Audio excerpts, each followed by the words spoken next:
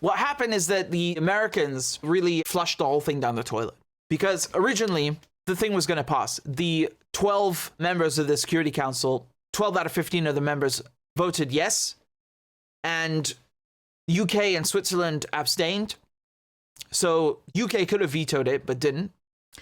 And the other permanent members, Russia, China, and France, voted yes. And the fifth permanent member, the US, vetoed it. And that's all it took. You just need one veto, and the whole resolution is dead.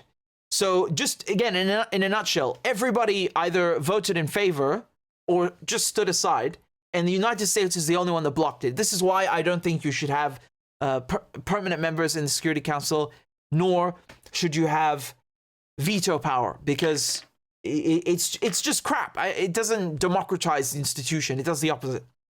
No one should have it, in my opinion. And there should be no permanent members either, right? 15 out of 15 should be on a rotary basis. So the United States shut it down. Now, look, even if you get it past the UN Security Council, you still have to have the General Assembly in favor, right? And the thing is that most people in the world have ties with Palestine. They recognize Palestine as a country. Well over 140 countries recognize Palestine as a state. So it's not like you would find a lack of support both in both organs, whether it's the General Assembly or the Security Council. The only ones who stood in the way are the Israelis and the Americans. Basically the same thing. This is why the Israelis, they spend so much time and energy and money. Well, it's not their own money, is it? But this is why they lobby the United States so much. It's because they want to have veto power in the Security Council for occasions just like this.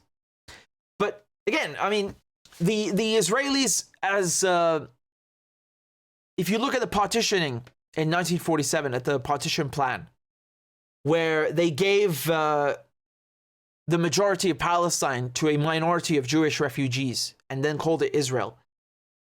Even the partition plan is not being respected, because the partition plan says you have one that is Israel and one that is Palestine.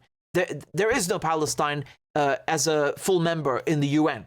So you can't have just Israel but no Palestine.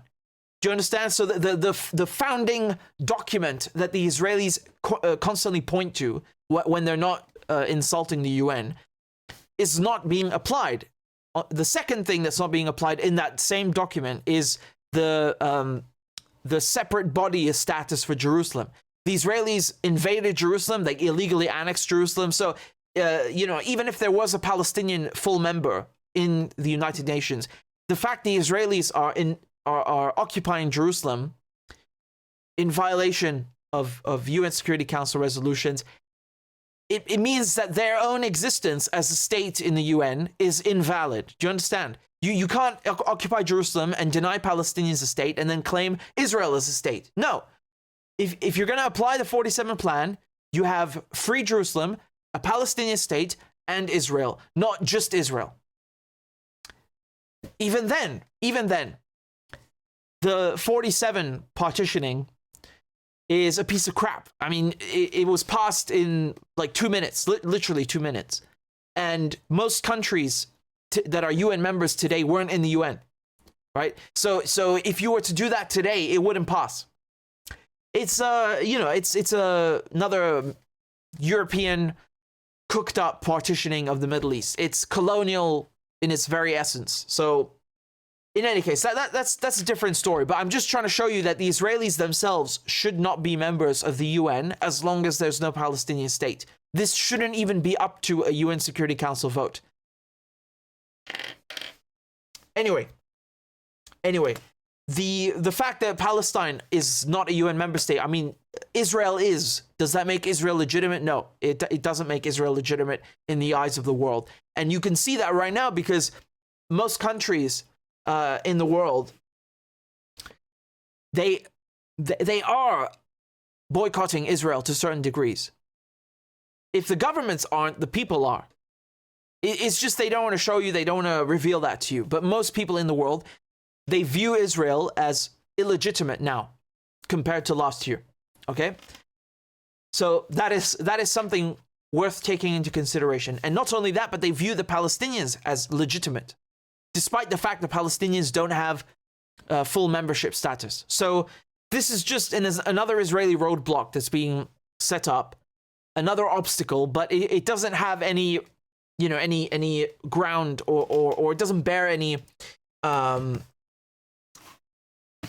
presence in reality. It's just another bureaucratic obstacle set up by the Israelis. That's all, nothing more. It doesn't change the equation on the ground.